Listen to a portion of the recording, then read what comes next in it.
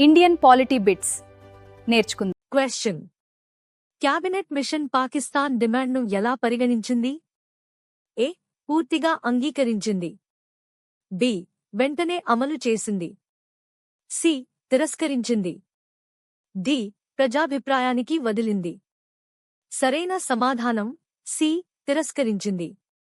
వివరణ: భారత విభజన ఆర్థిక, పరిపాలనా మరియు భద్రతాపరమైన సమస్యలను సృష్టిస్తుందని క్యాబినెట్ మిషన్ భావించింది. అందువల్ల ప్రత్యేక పాకిస్తాన్ ఏర్పాటును అంగీకరించకుండా సమాఖ్య భారతదేశాన్ని కొనసాగించే ప్రతిపాదనను చేసింది. నెక్స్ట్ క్వశ్చన్: రాజ్యాంగ సభ తొలి సమావేశం ఎప్పుడు జరిగింది? ఏ. డిసెంబర్ 1946 9. బి. నవంబర్ 1946 9. సి. జనవరి 1947 26. డి. 1947 ఆగస్టు 15. సరైన సమాధానం ఏ. డిసెంబర్ 1946 9.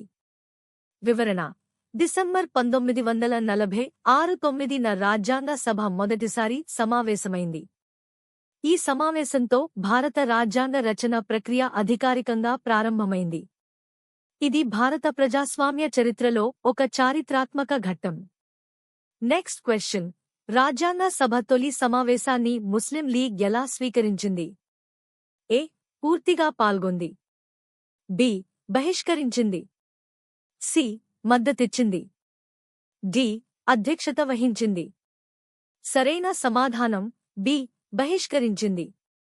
వివరణ: ముస్లిం లీగ్ తన పాకిస్తాన్ డిమాండ్కు తగిన ప్రాధాన్యం లభించలేదని భావించింది.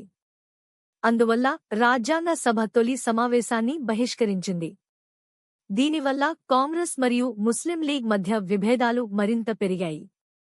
నెక్స్ట్ క్వశ్చన్: క్యాబినెట్ మిషన్ ప్రణాళిక ప్రకారం కేంద్ర ప్రభుత్వానికి కేటాయించిన ప్రధాన అంశాలు ఏవి? ఏ. వ్యవసాయం, ఆరోగ్యం. బి. రక్షణ, విదేశాంగం, కమ్యూనికేషన్స్. సి. విద్య, పరిశ్రమలు. డి. న్యాయ వ్యవస్థ, భూసంస్కరణలు. సరైన సమాధానం బి. రక్షణ, విదేశాంగం, కమ్యూనికేషన్స్.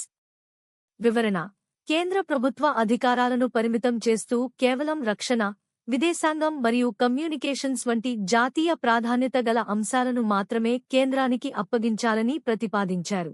క్వశ్చన్: క్యాబినెట్ మిషన్ భారత విభజనకు వ్యతిరేకంగా ఉన్నదా? ఏ. అవును.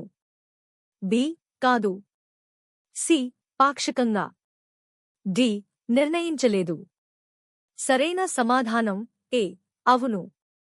వివరణ: భారతదేశాన్ని విభజించడం కంటే సమాఖ్య రూపంలో కొనసాగించడం ఉత్తమమని క్యాబినెట్ మిషన్ అభిప్రాయపడింది. నెక్స్ట్ క్వశ్చన్: క్యాబినెట్ మిషన్ తరువాత ఏర్పడిన తాత్కాలిక ప్రభుత్వం ప్రధాన నాయకుడు ఎవరు? A. Jinnah. B. Nehru. C. Patel.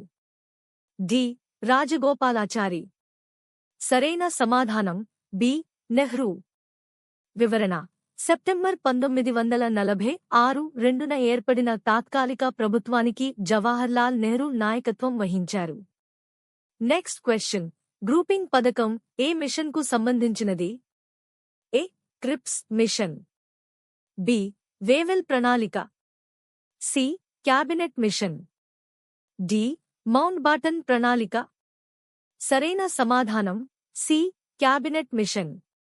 వివరణ: ప్రావిన్సులను 3 గ్రూపులుగా విభజించే ప్రతిపాదన క్యాబినెట్ మిషన్ ప్రత్యేక లక్షణం. నెక్స్ట్ క్వశ్చన్: క్యాబినెట్ మిషన్ ప్రణాళికను ప్రారంభంలో కాంగ్రెస్ ఎలా స్వీకరించింది? ఏ. పూర్తిగా తిరస్కరించింది. బి. కొన్ని షరతులతో అంగీకరించింది. సి. బహిష్కరించింది. డి. స్పందించలేదు. సరైన సమాధానం బి. కొన్ని షరతులతో అంగీకరించింది. వివరణ: కాంగ్రెస్ రాజ్యాంగ సభ ఏర్పాటు వంటి అంశాలను స్వాగతించినప్పటికీ గ్రూపింగ్ విధానంపై అభ్యంతరాలు వ్యక్తం చేసింది. నెక్స్ట్ క్వశ్చన్: క్యాబినెట్ మిషన్ ప్రణాళికను ప్రారంభంలో ముస్లిం లీగ్ ఎలా స్వీకరించింది? ఏ. అంగీకరించింది. బి. తిరస్కరించింది. సి. బహిష్కరించింది. డి. స్పందించలేదు.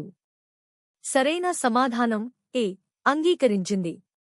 వివరణ: ప్రారంభంలో ముస్లిం లీగ్ ఈ ప్రణాళికను అంగీకరించింది. తరువాత రాజకీయ విభేదాల కారణంగా తన నిర్ణయాన్ని మార్చుకుంది.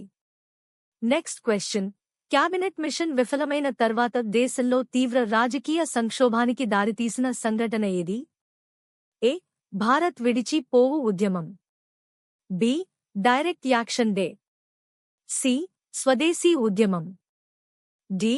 ఖిలాఫత్ ఉద్యమం. సరైన సమాధానం బి. Direct action day.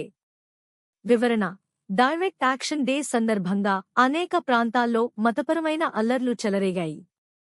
ఈ పరిణామాలు భారత విభజన ప్రక్రియను వేగవంతం చేశాయి.